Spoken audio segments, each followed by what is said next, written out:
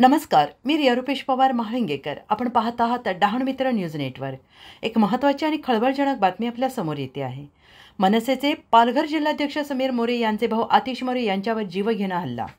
पक्षांतर्गत असणाऱ्या वादांचे पडसाद विविध ठिकाणी उमटताना दिसत आहेत. विविध पदे किंवा पक्षांतर्गत असणाऱ्या कुरघोडीमुळे पदाधिकाऱ्यांमध्ये वाद होताना आपण वेळोवेळी पाहत आहोत. आणि याचाच प्रत्यय पालघर जिल्ह्यामध्ये महाराष्ट्र नवनिर्माण सेना या पक्षामध्ये दिसून येत असतात. मनसेतील अंतर्गत वाद आता चव्हाट्यावर आलेला आहे. महाराष्ट्र नवनिर्माण सेना पालघर जिल्हाध्यक्ष समीर मोरे यांच्या भावाला जबर मारहाण करण्यात आलेली आहे.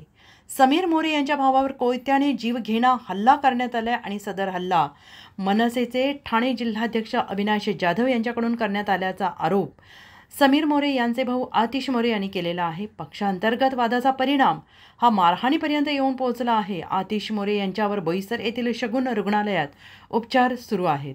रुग्णालयात नागरिकांनी आणि कार्यकर्त्यांनी मोठ्या प्रमाणात गर्दी केली आहे. अशाच नवनवीन बातम्यांसाठी पाहत रहा डहाण मित्र न्यूज नेटवर्क. लाईक करा, सबस्क्राईब करा. आणि हो, तुम्ही ही न्यूज, आमच्या बातम्या जर फेसबुक पेजला पाहत असाल तर आमच्या फेसबुक पेजला नक्कीच लाईक करा, सबस्क्राईब करा.